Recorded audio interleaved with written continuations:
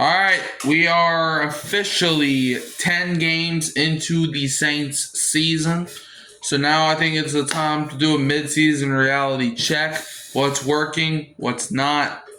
We're about to dive into all of that. So we're going to break down the state of the team as of mid-November. It is currently November 18th of the time of this recording.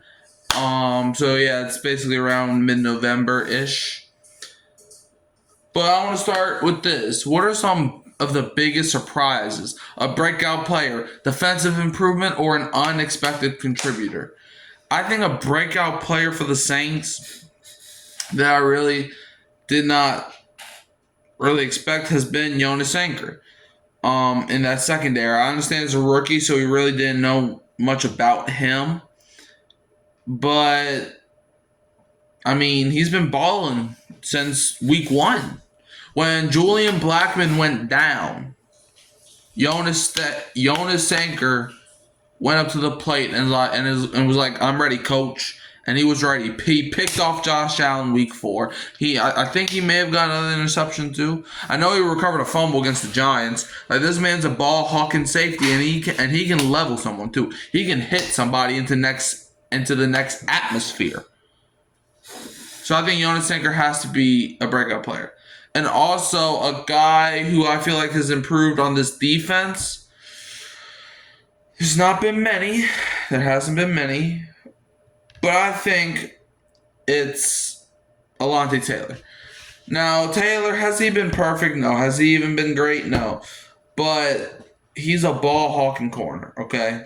I think he only has 1 reception this season. But if you look at that pick, that resembles everything there is to know about Alontae Taylor.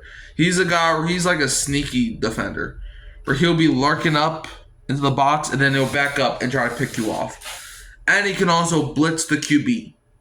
Like week 1 against Arizona, the only reason Spencer Rattler had a chance to go tie up the game against Arizona is because Taylor got a big-time sack on 3rd down. But then Juwan Johnson dropped the ball, so that didn't really matter. But, man, so I think Alontae Taylor's been a defensive improvement, and he's struggled a little bit of the season, but overall I feel like he's improved. And an unexpected contributor, there's not really been much of that either. That's how trash we are. But I feel like a guy that was unexpected, I'm trying to refrain from saying Tyler Shough, but I think I have to. Because he was expected to be trash this season. Like, he wasn't even expected to be the star. I mean, he wasn't even expected to be the starter. I mean, Rattler was named the day 1 starter. And I just feel like Shough is doing a lot of things better than Rattler has. Shough is putting the ball where it needs to be. Shough is, to be honest, he's leading the team down the field. He is inspiring these guys. So I think if Tyler Shough keeps playing that type of ball, I think we have a future QB on our hands. He's my unexpected contributor. Now let's talk about some of the biggest concerns. Injuries, offensive consistency, and pass rush, etc. We got to talk about the injuries. Now the injuries have been kinder than they have been in the past, but we still have a couple injuries that suck. First, Kendre Miller. I don't know. Like, Kendre Miller was so good, bro. He was so good the first half of the season. But then he went down, I want to say, around that Bears game. I don't know if it was before or after that, but it was around that Bears game. He suffered an injury, and then he's just been out for the season, and he's out for the season. And Eric McCoy, man, starting center going down is never great. But, I mean, hey, we traded for Luke Fortner, so I guess that's the reason why. You got Luke Fortner. A guy on the offensive side of the ball, offensive consistency, I think a concern is probably the consistency of our wide receiver group. Like Chris Olave, he can have a good game from here to there. But your number 2 receiver is Brandon Cooks. That's not good. Cooks caught, I think, 2 passes on Sunday. Well, the last Sunday we played against Carolina. Like, Brandon Cooks catches like 1 or 2 passes a game. You're the number 2. You should be getting open. Everybody else should be focusing on Chris Olave. You should be getting open, Brandon. Devon Vele is your number 3 receiver. I like Vele. He should not be your number 3 guy. He shouldn't be nobody's number 3 target.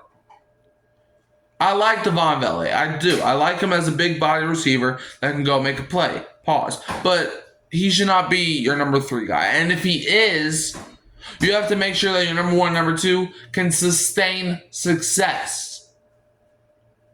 And Chris Olave has not done that. Brandon Cooks has not done that. Mason Tipton, has he even ran a route all season?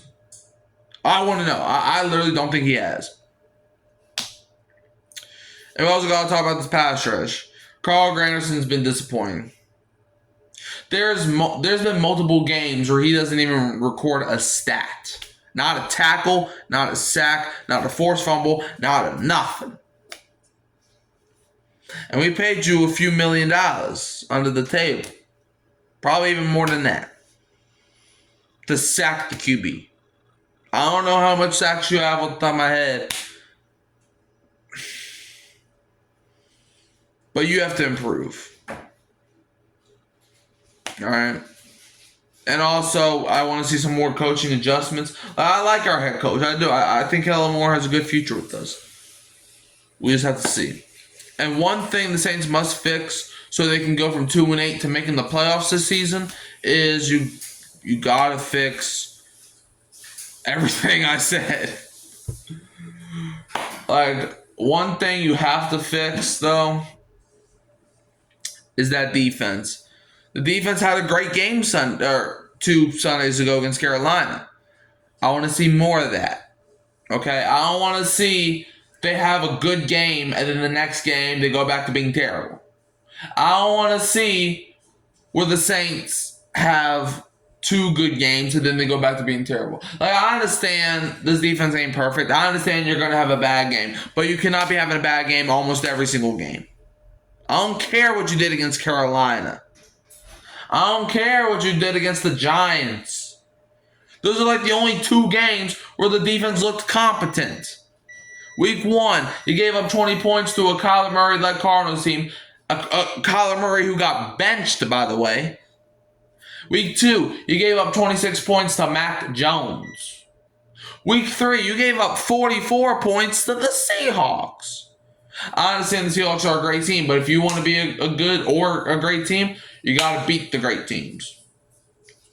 And then you give up over 30 to the Bills. See where I'm going with this? Then you give up 25 to the Patriots where it felt like everybody was open. You get a touchdown. You get a touchdown. You get a catch. You lost to a dude named Booty. That's how disrespectful they were. And he's from Louisiana. Then you gave up 26 to Caleb Williams and the Bears. Then the defense has looked solid since the Tampa Bay game, other than giving up over 30 to the Rams, where that was basically Patriots game 2.0. You have to fix this defense. Brandon Staley, you were brought here to fix the defense. Why is the defense not fixing? Now, if what we saw in Carolina can go to when we play against Atlanta, and then the Dolphins, and then whoever we play after that, this is I think it's Tampa Bay. I think we play Miami, then we play Tampa, I think. And then I think we play Carolina after that again. I don't know. Schedule's right there, but I'm too lazy to look at that right now. So if the Saints defense can ball out, we can win games. And I'll leave you all with this. Do y'all think, and let me know in the comments below, are the Saints trending up or down? I understand we're 2-8. But Tyler Shuck and them boys, they were balling against Carolina. So, are we trending up or Is that game us trending up, or was it just a fluke?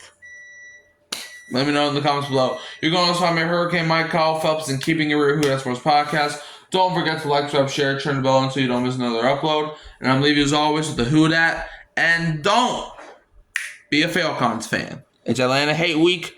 Rise up to fall down.